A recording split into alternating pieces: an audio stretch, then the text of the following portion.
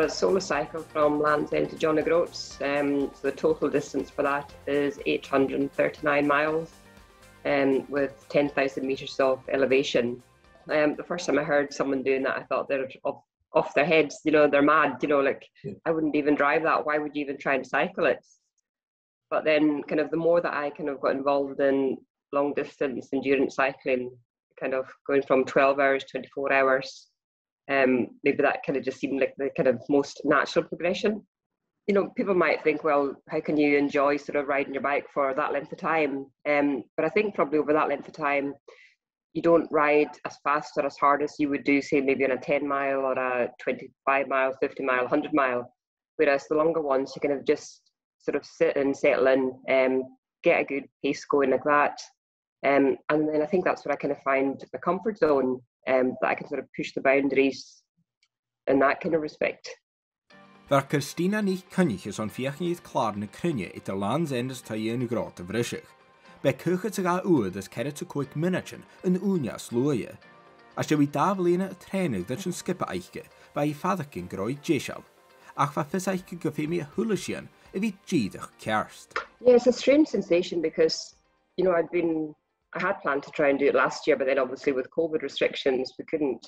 So I probably had another year training under my belt.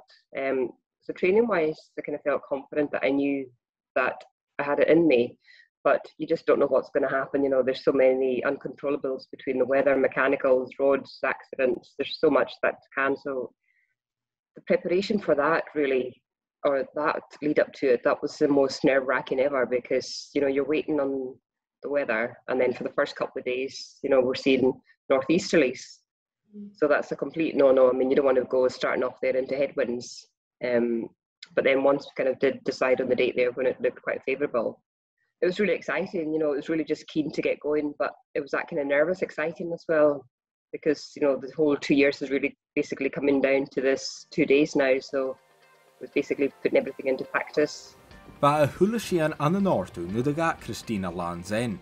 Ach va vis eiche gro da la fat an eichbe, that do like a jaar eden clear. I mean, there was the whole 51 hours, it was like a complete emotional and physical roller coaster. 1 minute for the first 6 hours, I'm loving it. I'm really enjoying being on the A30. Got a tailwind, got a busy stretch road, got drafts. I'm sitting there on 20 miles an hour in zone 1, having to convince the team, that I'm not overgassing it, that my heart rate's really low. I'm just sort of going with the conditions. And then a couple of hours later, hitting Bristol into torrential rain, getting into the hills, getting into the traffic. I'm thinking, oh, this is horrible. But then seeing support in the road, that would really kind of just cheer you up even for that time. And I mean, that's what really made it. It was seeing the support in the road that did have times there that you were feeling low. It would really sort of encourage you. Le Taigh von skippe agus wat duine a töver arch, va Christina uit Ghròt gus an ùine as luaithe a Bhrishig, agus an oors an vigi an che as luaithe diev, a ha shul a duich het fat, is baidhseagal. I got into Inverness, and at that point it was still dark, so I knew that by the time I had to get to John Ghròt, it was meant to be for 12:30, so I knew I had plenty of time, and then crossing over the bridge, but then seeing a sign saying John Ghròt's 111 miles. So you think that you're on the final straight, but then it's 111 miles. So it probably really wasn't until, about 50 miles after I'd done Helmsdale and Berridale.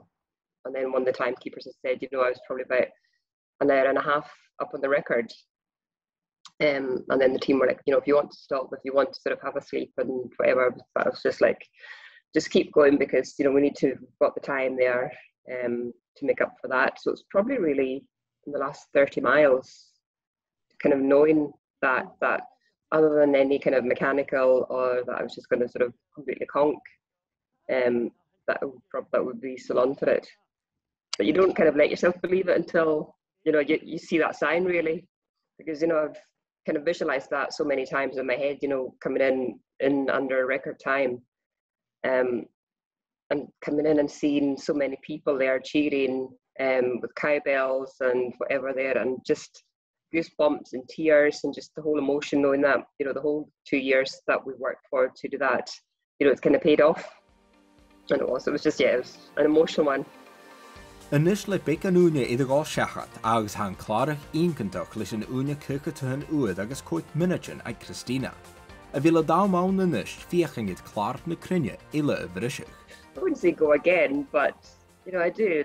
I think it's only a natural thing because you've got that high and then you've kind of got the low, and you're kind of thinking, well, what now? Because you feel like your body's recovered, you're back on the bike, you want to do certain things.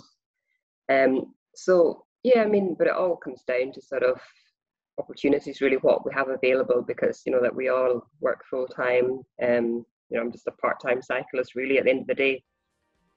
But there are other kind of records and things like that I would like to attempt for next year. But then obviously that's the same, that having the same support team, that would be crucial for it.